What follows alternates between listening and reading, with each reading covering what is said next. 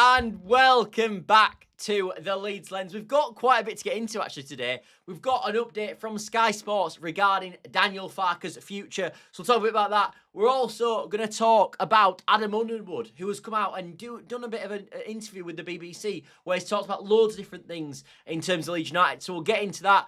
And we're also going to talk about this report that's linked Leeds United to Gus Hamer. Not too much in it. And I'm going to tell you, to be honest, why I think it's a lot of tosh. But yeah, quite a few number of topics to get into today. Obviously, tomorrow will be the preview, so there won't be a live, but it will be a preview at 8 o'clock, so definitely stay around for that. But let's get into the first story, shall we? And let's not sort of beat around the bush, I guess. The first story is regarding Daniel Farke, as I said. And basically, Sky have been saying today, the report is that Leeds United ownership are happy with Daniel Farke, but will wait till the end of the season before opening talks about a new contract. So Farke's current deal expires in 2027. So for me, there's no urgency at this moment in time, obviously, because in the summer, you've got a year left in his contract. I think in the summer, a decision will have to be made. But until then, I think it's probably okay.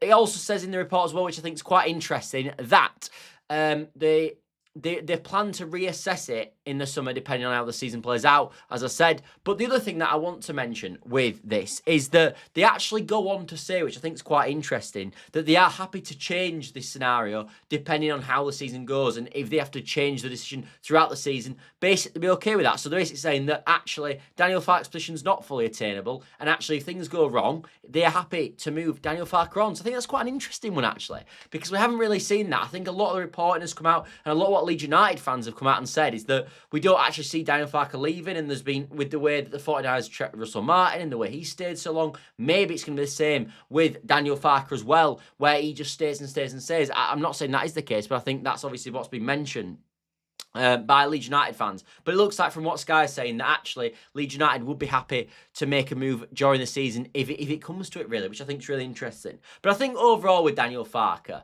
when I sort of give my honest opinion about it, Daniel Farke is in a position at Leeds United right now where, like we talked about the other day, survival is the number one aim. He gets survival, he gets a new contract for me. If he doesn't get a survival, I think the 49ers at some point, either in the season or after the season, will probably look to move with Daniel Farke on. And I know people talk about uncertainty regarding the manager. I don't think uncertainty is an issue when you go into your final year. I think it's, as I said, when you go into your final year, that the true issue is around the contract. When he's got right now, where I think he's got about 20 months left on his deal, there's no urgency at this moment in time. And for me, we're mad at this moment in time for Leeds United to give Daniel Farke a new contract, because we know at some point if push does come to shove and Leeds United have to move Daniel Farke on, giving him a new contract is the worst case scenario. In a situation where we're in with PSR, we can't afford to pay a massive sacking fee to move Daniel Farke on. So if you are backing him and you are giving him a new contract at this moment in time, which obviously the 49ers are not going to do, then obviously that would mean that he's going to have to stick him for the season, because we won't have enough money to pay him off if we put him on a new contract. But with his current climate, I imagine there is a bit of a sort of get-out clause in there because he hasn't got ages left on his contract. So I think it's something to bear in mind. Jack says, evening, Scott. Evening to you too, Jack. But yeah, I think that's the situation. I think with Daniel Farke, we talked about it the other day, but we're a newly promoted team, and I think that when you look at the level of squad, I said this the other day, and someone didn't like it. I think Easy's message didn't like it, which I get, but that is the level of squad. We've just been promoted. The aim is to survival. The aim was to survival under Bielsa, so I don't know, we ended up finishing 9th, and that can happen, but the aim again with this season is to finish 17th. So if Farke does that, he deserves a new deal, and it's as simple as that for me. If he doesn't, move him on. If there's any point in the season where you think that isn't achievable anymore and we're not in a position to achieve the aim, then I'm happy to move him on. But at this moment in time, it's looking good for Daniel Farke. He's doing well. We do look like we're going to stay up at this moment. Obviously, results depending this weekend could change that, but at this moment, we do look like we're going to stay up. Things are heading in the right direction. So right now, you keep him as he's going, and you wait and you see if he can sort of earn that new contract based on what he's done this year. But so far, his tenure at Leeds United has been pretty good. So you suggest it's probably heading towards a new contract. But I thought that was quite an interesting talking point regarding Daniel Farke and his future at Leeds United Football Club. Anyway, let's move on to the next thing, which is, of course, Adam Underwood. Boom, there he is. That is not the best photo of him, I must admit. So apologies to Adam. I feel like he looks a bit like a PE teacher there, and that's not what I think he is. Obviously, he's been promoted heavily in the 49ers group, so I don't think he's a PE teacher. Don't think that's his best photo, though. So sorry, Adam, if you are watching. I doubt you are. But we're here to talk about you, Adam. And basically, the situation with Adam Underwood is that he's been talking about Leeds United doing a BBC interview, and he suggested that basically what Leeds United are looking for and the remit that Leeds United are trying to build at this moment in time is all about that structure that, of course, that Brentford and Brighton have obviously gone down the route of. And that is, of course, a data-driven model. And I think when you see what sort of other clubs in the Premier League are trying to do at this moment in time, and I think when you see the overall landscape of football at this moment in time, the data-driven model is the model all clubs are going from. They like the Brighton and the Brentford model because, of course, if anyone that doesn't know, the reason Brighton and Brentford, one of the reasons why they are a data-driven model is Tony Bloom, and I can't fully remember the Brentford owner's name, but them two worked in partnership and they were basically gamblers. That's what they do. They're professional gamblers. And obviously part of being a professional gambler is constant statistical data in football and understanding statistical data to find an outcome and beat the bookies, which is what they were doing. And then they obviously brought that into actual football, buying a football club, and then used that statistical data knowledge that they had from the gambling scene and brought into football. And it's been such an effective method. You look what Brighton have done, you look what Brentford have done in the last few years, it's been amazing. You even look what Bournemouth are doing at this moment in time. And their recruitment is fantastic. And I think that is the modern way. The only thing I would say about statistics, because I think that's what we should be doing. I think that's what all the leading clubs at this moment in time, the best recruiting clubs are doing. The only question I've always had with data recruitment, and I would love to sit down with someone who was sort of in this position, and who is sort of a data-driven sort of recruitment specialist. And I would like to say to him, what do you do about character? What do you do about leadership skills? What do you do about being a decent person and getting along with the dressing room? How do you quantify that? How do you quantify them things? How do you quantify how he's going to have a relationship with Daniel Farke and how Daniel Farke's going to get the best out of him and if he's going to training on time? How do you do that? How do you monitor that? That is the question. I think it's easy to look at data and go, this guy scores this many chances if he gets this opportunities. This guy's a great defender. He wins all these aerial duels, etc., etc. There's stats about everything now, as we know. But how do you quantify leadership? How do you quantify determination? How do you quantify all these different other points that cannot be backed up by numerical data? And that is, I think, where the data-driven model falls down a bit, in my personal opinion, because we don't just want the best players in the football club, we want the right characters as well. So it's important you do a character check when, of course, you bring in footballers. Like, I think something that Scum have done so badly in their recruitment over the last few years is the lack of sort of identifying the correct personnel to come in, not just on a sort of technical basis on how good they are at football, but actually the correct characters coming into the football club. And I think actually it's something Leeds United have done well, but I worry with this data-driven model that we're going down, are we going to move away from the sort of are we going to move away from picking the right characters, and we're going to miss out on these key attributes, obviously, in players? So that is my only question with the sort of Brighton and Brentford model as such. The other thing is, I mean, fundamentally, with every football club in the world, if you're trying to find out what they do, you're trying to buy players on the cheap and for the most part sell them for high margins. That is obviously what you try to do. That's what every club's trying to do. So yes, you're trying to build it on the Brighton and Brentford model, but the Brighton and Brentford model is buy cheap, sell expensive. I mean, it's like everything in the whole of the world. You don't. But if you're trying to be an investor and move stuff on, you don't buy a company at a really high price and sell it for nothing. You try buy it at a low price and sell it for an increased profit margin. And that is obviously what you're trying to do with football. I mean, it is basically obvious. It's just the way that you do it through data-driven models. And I think the other thing I would mention with this as well is, obviously, by using Brentford and Brighton as a model is good, and I think that's what we should be doing in terms of this data-driven. But the other thing that I would say is, we're not Brighton and Brentford. We're a much bigger club than Brighton and Brentford. And yes, I think to build the club in the Premier League, going down this model is the correct path. But long term, we can't be a Brighton and Brentford. We can't long term consistently sell our top talent. Eventually, we're going to have to move into a model where we keep some of our top talent, like you're seeing with this Newcastle at this moment in time, with the likes of Bruno Guimaraes, Tonales, etc., all staying at the football club.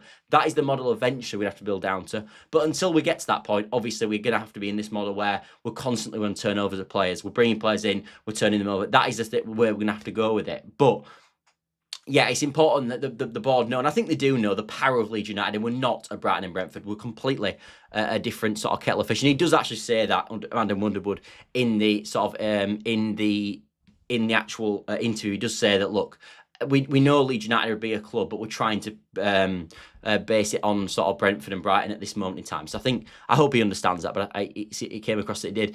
He also mentioned a few other things as well about... not loads, but basically talked about sort of where Leeds United want to go with certain things, and the fact that we want to try find ourselves getting into the top half in the next few years, which I think is a good idea, and steady progress is exactly what we want to do and what we want to promote. We don't want to just go and spend a fortune and end up bankrupt. That is not the play. We want every year, as a Leeds United fan, the dream is steady progression year on year on year, and being a build. I think we're all ready for a project in the Premier League. I think we're ready to take this club over and hopefully get a 17th place finish this year, then maybe a 14th place finish next year, then maybe an 11th place finish, then maybe a 9th. And I think that's a nice, sustainable way to try and build yourself up the league. Not blowing it all in one summer, not being irresponsible, not messing with the club's finances, like has been done in the past with other owners. I think steady growth year on year is what Leeds United fans want. I think it's exactly what I want. I want to see steady growth year on year on year. And it also makes you a much more sustainable club and ability to run on your own sort of measure without having tons of money pumped in. I think that's where we want to go. Obviously, we need money in at the start, but I think that the sort of responsible way of building year on year is something that's going to be massive for Leeds United for sure. So yeah, that is the situation. He also talked about the way he's been promoted from sort of manager, or I think under 21s manager, academy manager, sporting director, and how all that happened.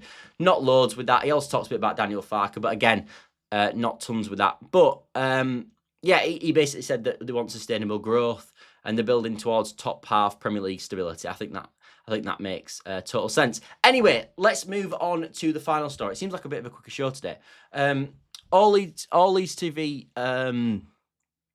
says, don't know if it'd be realistic to jump that quick, but steady progression should be the aim, definitely. No, I completely agree. I think continuous build year on year and steady progress is exactly what Leeds United are going to want, and I think that's what we should do. I think when the best thing you can do, I think, with a football club like Leeds United in the phase that we're in at this moment, is to show Leeds United fans the plan, show them the vision, show them where you want to be in sort of 5-10 years time. That is what people will buy into. The project is what people will buy into. I think Leeds fans are ready to go on, as I said, on a Premier League project at this moment and sort of see the vision of where we could be and can we build for Europe in a few years time. I think that's exactly. I think that's what I want to see, but that's what the Leeds fans want to see as well. Bringing in players that we can have at this moment for maybe 5 to 7 years, and we can build with them, and then we can build our way up the league slowly and steadily. Not, as I said, not blasting it all in one window and not risking ourselves going bust or breaking the PSR rules. That's not what I want to do. I want a steady growth, and I think that's what the board want as well. So that's good. Anyway, let's move on to the final story. It looks like it's going to be a quicker show today. I didn't think it would be, actually, but it looks like it will be. And that is, of course, Gustavo Hamer. Now, take this with a huge pinch of salt, and I want to talk to this about why I don't think this is true anyway. But basically, Sports Boom, I mean, of all sources, Sports Boom, reliable as ever, said that Leeds United are set to renew their pursuit of Gustavo Hamer, despite the player's preference for a move to the Netherlands, which I think is quite interesting. My honest opinion is that we might go in for Gustavo Hamer in January. I think we might do. We don't want Daniel Farke again. We might go in for Hamer in the January transfer window. I think that might happen. I think we did move into summer. I think it was quite obvious we went in for Gustavo Hamer in the summer transfer window. So if there's an option there and Gustavo Hamer's not happy at Sheffield United, we know they're doing poorly in the league at this moment in time. Actually, Gustavo Hamer, being totally honest, isn't actually playing that well at Sheffield United at this moment, but we do know the calibre that obviously he provides. So I do think there is an opportunity potentially to go get Gustavo Hamer, and I do think he's a long-term target for Leeds United, as we know. Because even the year we went down, I believe Phil Hay, when he actually worked for the Athletic and worked on Leeds United, talked about even then Leeds United being linked to Hamer. So it has been a constant theme over sort of the last 2 years, really, Gustavo Hamer being targeted. So I wouldn't be that surprised if Leeds United do make a move in January. Will we hear it from Sports Boom, though? Probably not, is my personal opinion. So this might be true.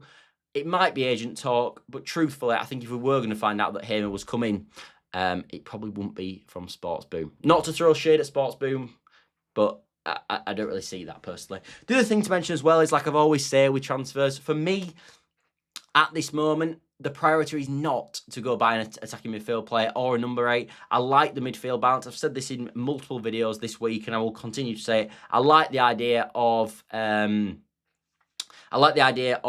Ampadu, Tanaka, Longstaff, Stack. That midfield 4, whoever you want to pick of the 3 of the 4, I think they're good players. I think it works. I think we've seen in basically every game Leeds United dominate the midfield, or at least win the midfield battles in a lot of games. I don't think the midfield's the problem. I don't really want to. I think if you bring in Gustavo Hamer, you just make more headaches for Daniel Farke. And yes, we like to have quality to bring off the bench, but you've got to for me, prioritise the starting 11, and where we need someone in the starting 11 desperately, in my opinion, is not in the midfield. It's on the right-hand side. That's my honest feeling on it. How old is he these days? Presumably you mean Gustavo Hamer. I'm not sure. Should I have a quick look? I'll have a quick Google search for you. I think he's about 28, but I'll have a quick look. Gustavo Hamer is 28. Yeah, he is. Look at that knowledge. Unbelievable. Straight off the cuff. No, I'm joking. But yeah, he's 28, so that's his age. Need to focus on staying up first. What Bournemouth and Brentford built is over a long period, one step at a time. Exactly. Yeah, we need steady growth over a long period of time is the way to do it. Because what you don't want to have is one big step and then a big fallback step. But if you build sustainably and almost build look at building a house. You've got to build a house. You've got to build the foundations. You don't build the foundations, the whole thing's going to collapse. So you've got to build steady foundations all the way up, and then when you get to the top, it's all built properly, so the whole thing won't fall down. And I think when you look at what Forest are trying to do at this moment in time, and the reason they're all over the place is they've tried to build it up, they've got halfway up, and then they've just sort of put a load of bricks on top of each other rather than building it properly and building a sturdy base. And now you're starting to see the collapse of it. And I think that's not what Leeds United need to do. Let's go get Hamer. If he has proven that he can play in the Premier League and from the bench, he is an interesting option as well. Look, if we can get Gustavo Hamer on like a loan to buy or an option to buy, something like that, I think that'd be fantastic. I think that'd be a really good deal for Leeds United. Do I think we're actually going to do that?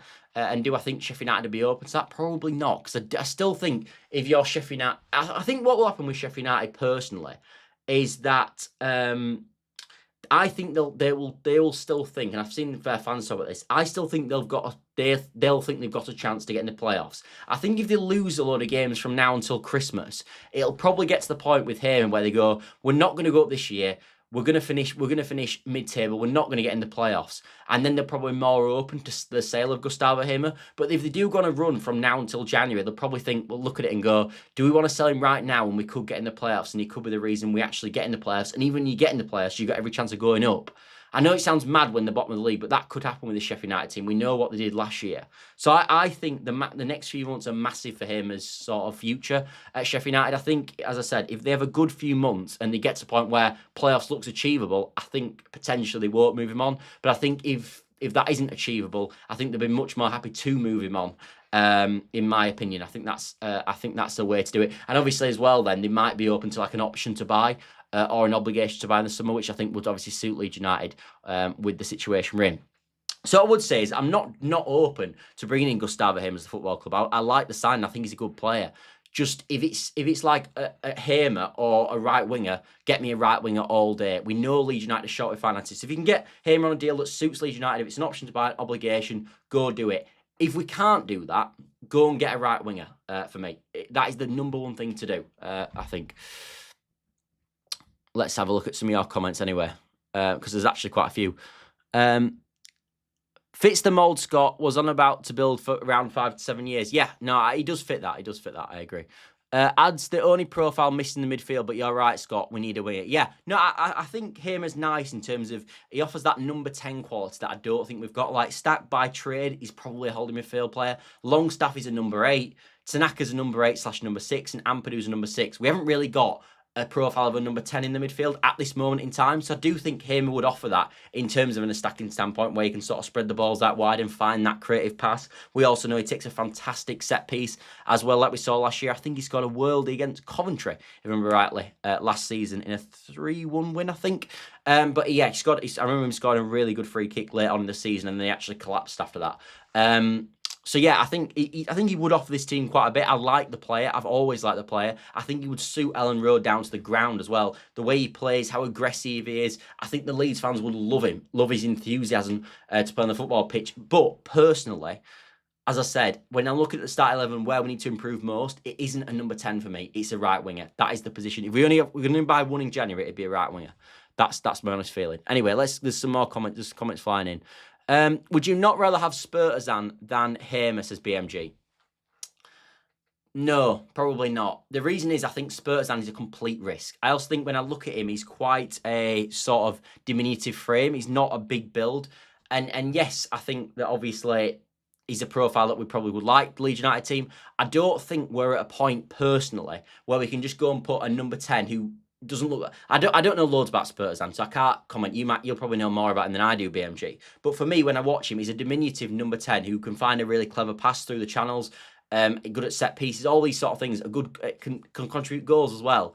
I don't think we can play in a team where we've got someone like that in the number 10 role. I think all our midfielders, because of how we are going to have to do defensive work. I think that's when we're going to get the best work. I don't see Spurtzan doing the work off the ball and being effective off the ball. Like in the same way, I wouldn't see Brennan Aronson operating in the number 10 role for Leeds United this season. I don't think it'd work, and I think that's why you haven't seen it. I think we can't play with just a recognised diminutive number 10. For me, it's got to be someone that's going to help out with the defensive work. That's the reason we've seen Tanaka play that number 10 role this season. We've seen Stack play the number 10 role. All of them offer defensive qualities. And because we've got to be aware of what's going behind us as much as we are going forward. So yes, Spurtzan probably does add quality in the midfield. I don't think it's the sort of profile we need personally, though. I think when you maybe in the summer and you can bring a bit more stability all over the pitch in and maybe, I don't know, upgrade a few areas, maybe you could look at Spurtzan then and go down a different system. Because right now we're not really playing a 4-2-3-1. We're almost playing a bit of a sort of 4-3-3, flat in there. Actually more like Ampadu as a 6 and then whoever with the 2 8s. I don't see us playing with a number 10 at this moment, personally. So I'm not sure Spurtzan fits fully for that reason. A surveyor would have a field day assessing Forest's house. Yeah, no, I agree. Forest is a bit of a mess at the moment. And I know you're referencing what I was saying about Forest, but that is the opinion. Right mess upon the yeah, we're all talking about Forest being a mess. I think it is. I think Hamer is a cut above Championship level, but not really good enough for us if we want to compete in the Premier League. Okay, interesting. He did have 10G last time he performed in the Premier League, but that's not bad, to be fair. That isn't bad. And he was also playing in an awful Sheffield United team. But I get your point. For the right winger, Leeds need to go get. For the right winger, Leeds need to go for the Armenian player who can play in the 10 as well. Oh, you're on about Spurtzan playing on the right. I haven't seen him play on the right. So maybe, if we want to put him on the right, potentially, I think that's an option. I thought it was more number 10, though, by trade. I'd rather get a recognised... If we're going to get a right winger, I'd rather get a recognised right winger. I'd actually like someone with a similar sort of profile, probably to Okafor on the left. I think that'd be quite nice. I think what you see from Okafor, he's solid, and I think it'd be nice if we could recreate something on the right-hand side, which I just don't think we have at this moment. I think Spurtzan is much better than Harry Wilson. The only issue, obviously, with Spurtzan, and the elephant in the room, obviously, is he plays in the Russian league.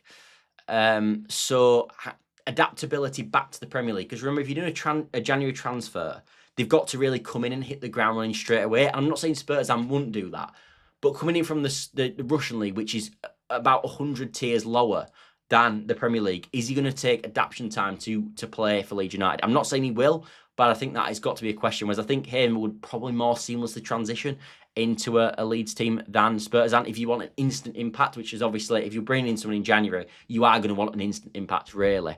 So that's another question I think naturally that's going to come up with Spurtzan. We know what we're getting with Wilson, though, Sebastian. Premier League quality. Yeah, I think this is where it's Spurtzan versus Harry Wilson. I think if I had my pick, I would go with Harry Wilson, personally, over Spurtzan. Just because this is a guy who's starting for Fulham at this moment, playing well, has put up numbers in the Premier League for years now. I would go. I also offers set piece quality that we know exists at this level as well. I think he'd have a much less adaptation period. And obviously, if you look at the Leeds United makeup at this moment, we're full of Welsh players all over. So naturally would have a nice way to embody himself into this Leeds United team. I'm sure Rodon put an arm around him, Ampadu, Darlow, etc. We've got Dan James. We've got such a Welsh contingent. I think it'd be a perfect system to bring a Harry Wilson into. So I would go Harry Wilson because I think he's more nailed that he'll perform straight away than a Spurtzan is personally. Agreed. We don't have time to wait for a player to adapt. If he needs it, especially for a January signing, maybe somebody's more preferential. Yeah, if we were going for a Spurtzan and going for that type, someone from like the Russian league or something like that, I'd like it to be more a summer deal personally. And also potentially in a situation that's not as desperate as we are at this moment. Like I think we are in quite a desperate setting at this moment in time. Like you look at the January transfer window, as I said, we don't have like if you're Brighton, who are probably not going to be anywhere near relegation this year, you could look at bringing a Spurtzan in and all right, it didn't work in the next 6 months, but maybe long term he will do. Like I think when you look at the last time we got relegated, we bought Rutter in January from the Bundesliga. And obviously Rutter was a fantastic player for us, was brilliant in the Championship, but he wasn't the right signing at that moment. We needed someone who's going to come in and score goals immediately. So it's not that Spurzan's a bad player, it's just we need someone with an immediate impact, in my opinion. And Spurzan I would worry about. I actually don't think they'll do Spurzan, if I'm being honest. I think it was a more summer thing, personally.